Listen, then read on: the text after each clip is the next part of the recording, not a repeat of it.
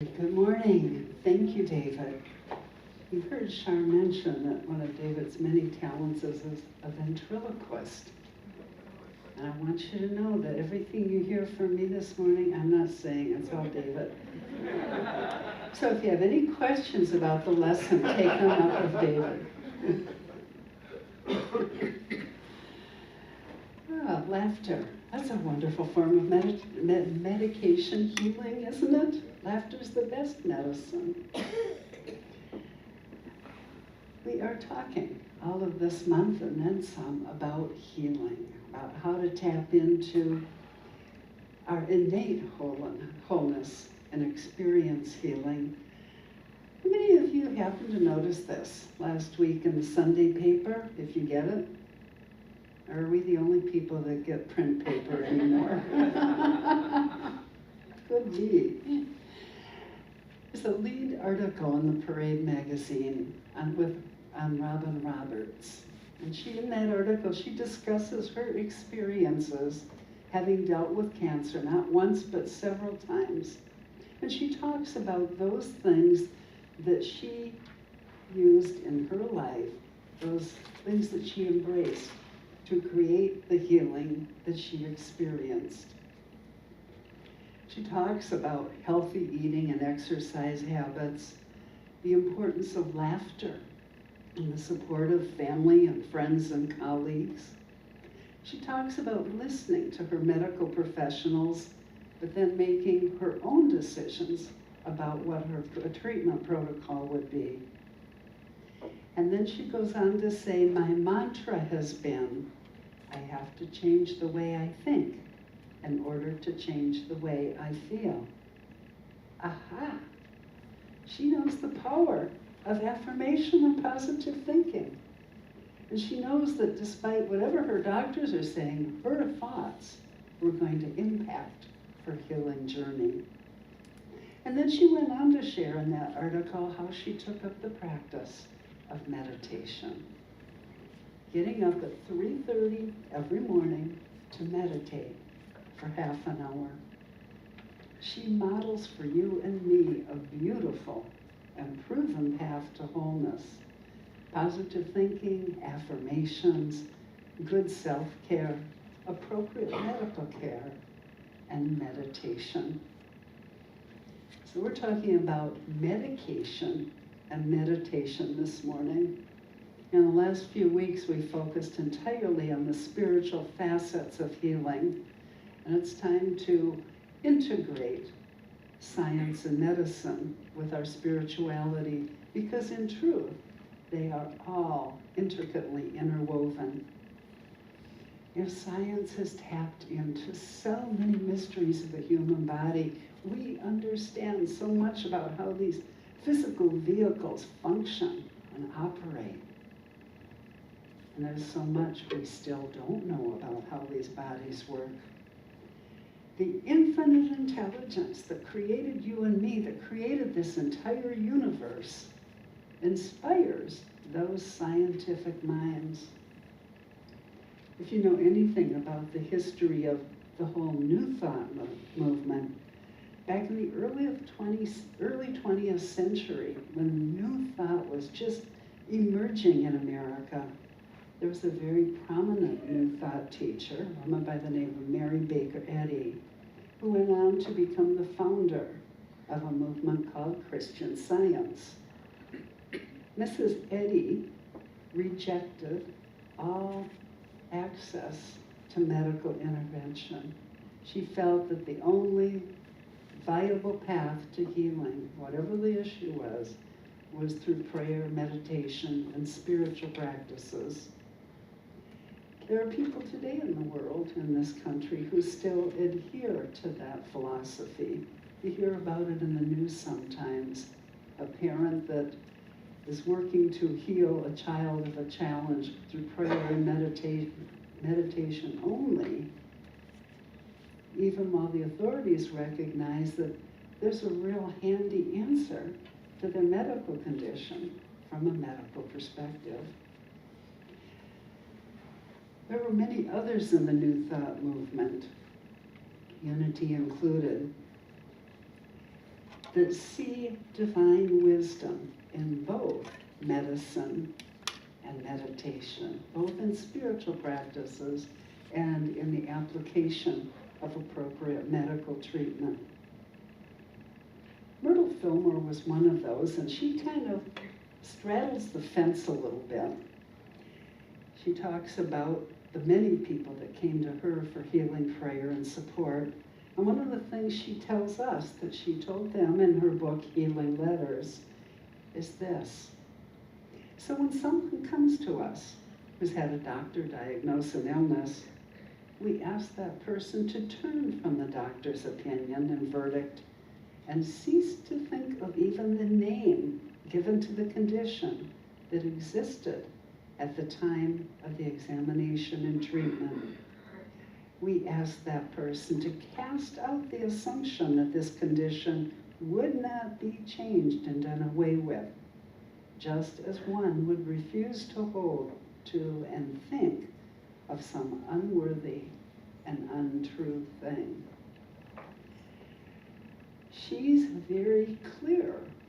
She doesn't discourage seeing doctors, but she says basically, don't buy in to their opinions and assumptions. Rely on some medical expertise, but don't make that your guiding star. It's kind of hard in our culture, though. We tend to approach our physical challenges differently. I know when someone tells me they've got something going on, my first question is, oh, well, what is it? What is it named? What is it called? What did your doctor say you had? What's the protocol? When we don't feel well, what do? We jump on the internet, we look up our symptoms. Oh, that's what I have. Or we go to the doc and we discuss what's going on. We get very much into the medical side of things and look for a name for what we have, ideally, so that we can deal with it appropriately. And of course, when we talk to our family and friends, we tell them, oh, I have this, I have that, I've got this challenge going on. We name it, and we tend to make it ours. This is where we get into trouble, and this is what Myrtle is obtusely warning us away from. Be aware, but don't accept that opinion. There is so much more to you and me than the physical signs and symptoms of an illness. We are much more than the tests and the lab results might show. I would recommend this. Affirm that your doctor is guided by higher wisdom, whatever you're dealing with. Consider the treatments they might recommend. Bless the process and hold higher thoughts of restoration and wholeness.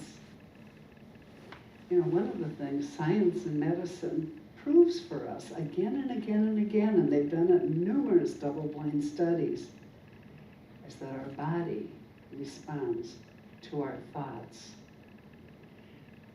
Medical intervention can be a powerful resource, but I guarantee you it will not work without your affirming thoughts and ideas of wholeness.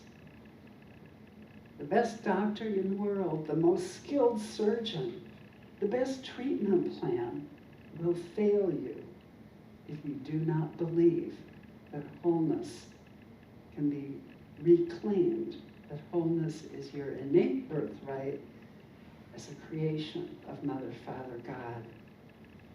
However, combining medicine with truth practices and spiritual practices, medication and meditation, that is a powerful and effective protocol.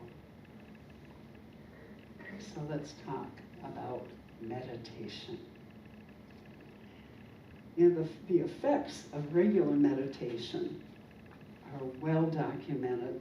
All manner of positive influence on our body, on our mind, on our thinking, on our activities seem to stem from a practice of regular daily meditation.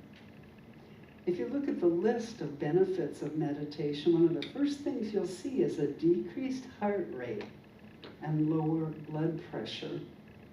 You see, when we're stressed, when we're anxious about any little thing, and who of us isn't stressed or anxious about a few little things, our whole system, our whole body gets flooded with cortisol as the fight or flight hormone.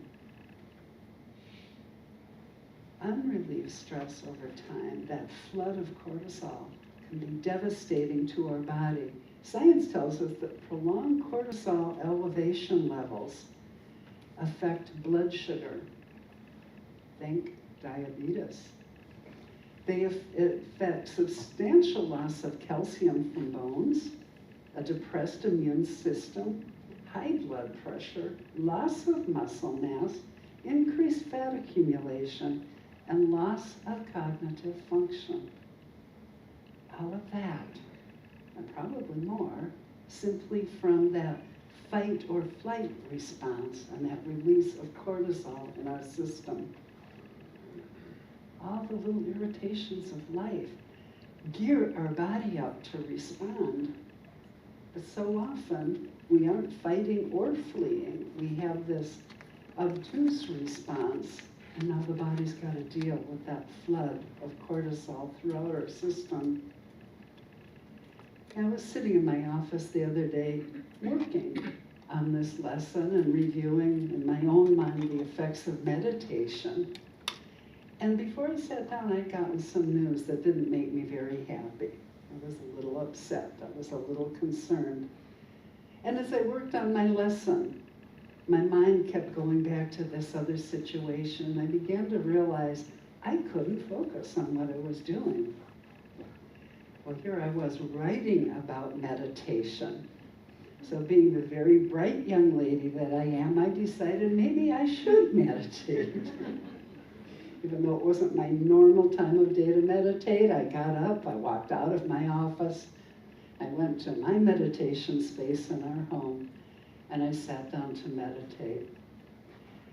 As I sat down, I happened to have my activity tracker watch on that day, and I noticed that my heart rate at that point was 110, which is a little disconcerting because I had been totally sedentary, sitting at my desk for about an hour. So I knew immediately that what I had on my mind, that other thing, was driving up my blood pressure, driving up my heartbeat. So I sat down and I meditated, really not for a very long time, 7 or 8 minutes, just got real quiet, got real focused on my breathing, let go of everything, got relaxed and experienced so briefly, but so powerfully, that divine presence. And when I brought my awareness back into our home and headed back for my office to continue working on my lesson, I noticed several things. First, I checked my activity tracker, and my heart rate had gone from 110 down to 80 from just a few minutes of meditation. That's a significant shift. The other thing I noticed is as I sat down at my desk to focus on the lesson, I was able to focus on it. It drew me in. I was totally concentrating on this one subject rather than the scattering of thoughts that had been distracting me before. I also became aware that before I meditated, there was this kind of tightness in my chest and a little bit in my gut. And after I meditated, both those areas of tightness were totally relaxed. It works. It makes a difference. It affects us, not just in spirit and in mind, but throughout our physical being. And when we release all of those tensions of whatever it is that's on your mind or whatever it is that's happening in your life, we are healed. The list of positive effects of meditation goes on and on and on. If you want increased alpha brain waves, which are the relaxation brain waves, meditate. Little issue with high cholesterol? Try meditation. When you meditate, your need for energy consumption and oxygen goes down. You step into a state of deeper, slower, more effective breathing and experience muscle relaxation. It's been noted there's an acute reduction in anxiety and in pain intensity. If you're in pain, go meditate. It may not resolve the pain, but you will probably see that it lessens it and makes it much more bearable. Beyond the physical benefits of meditation, things like an improved synchronization between the left and the right side of our brain hemispheres enhance creativity. We have heightened clarity and focus, more of a sense of flow, more happiness and peace of mind. We tend to be less emotional and reactive to life's issues and challenges because we're feeling centered and balanced.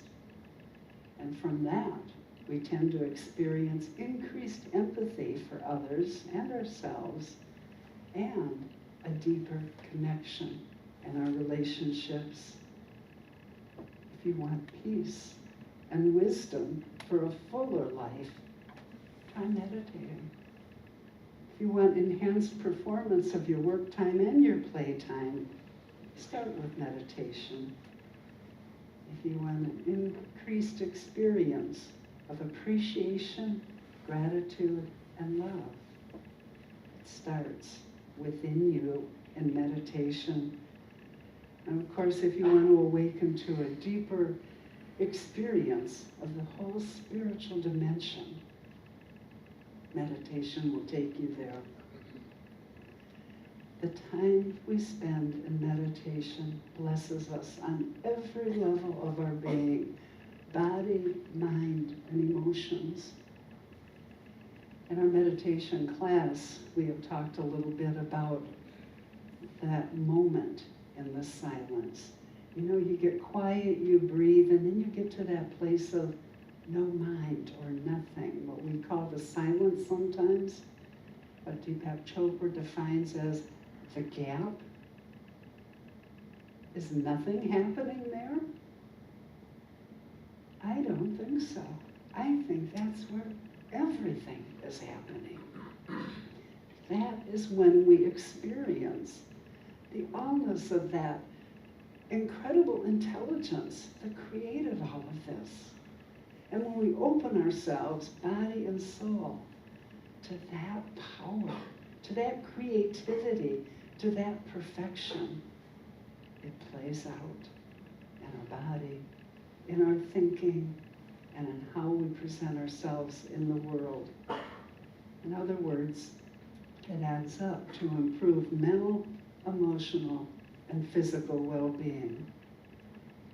Doesn't it make sense that whatever health challenges you might be experiencing, that meditation can be an effective part of your healing protocol?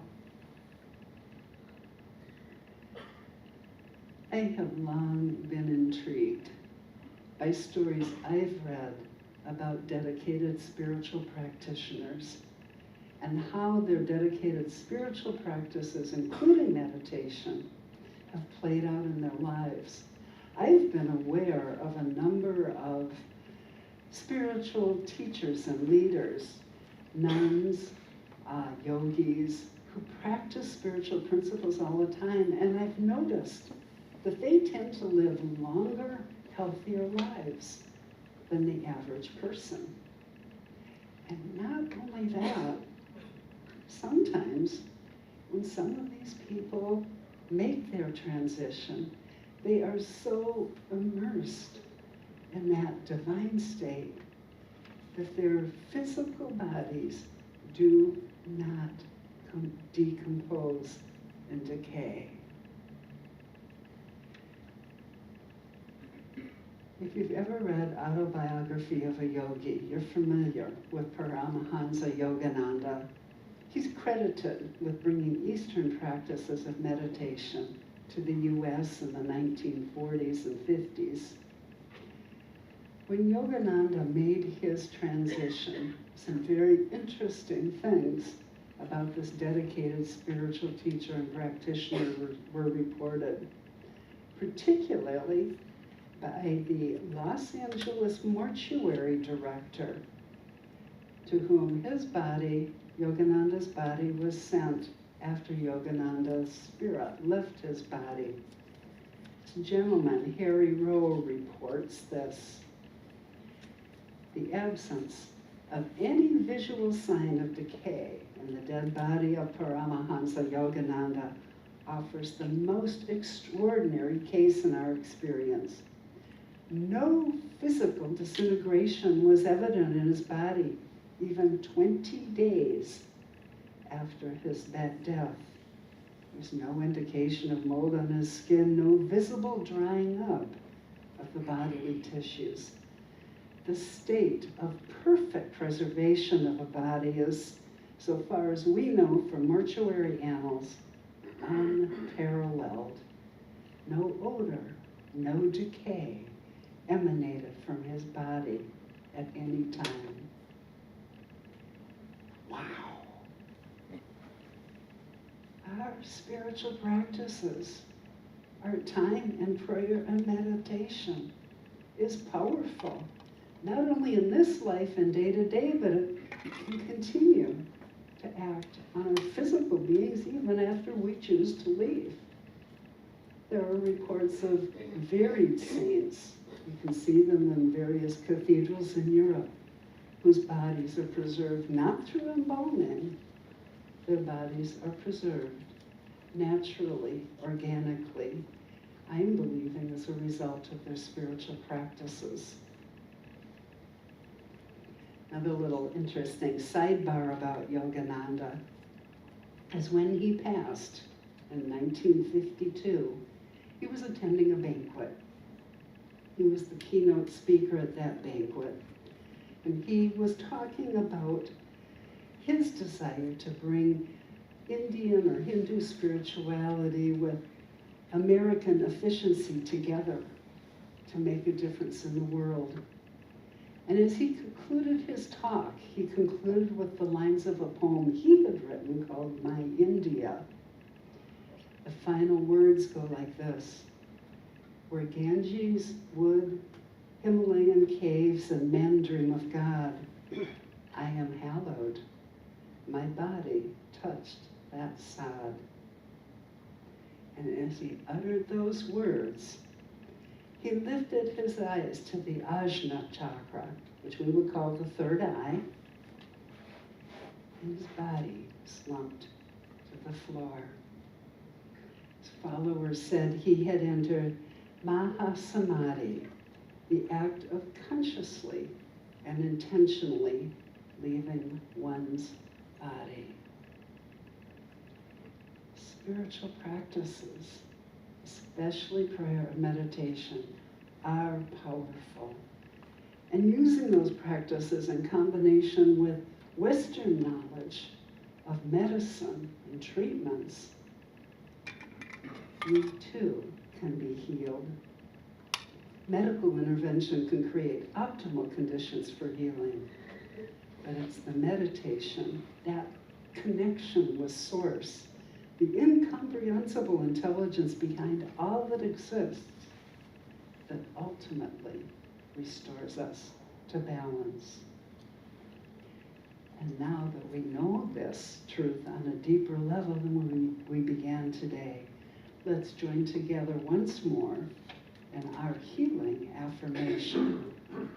Together, releasing all error thoughts, I embrace the truth about me. I am a magnificent creation of the Creator, whole and perfect in every way. And so it is.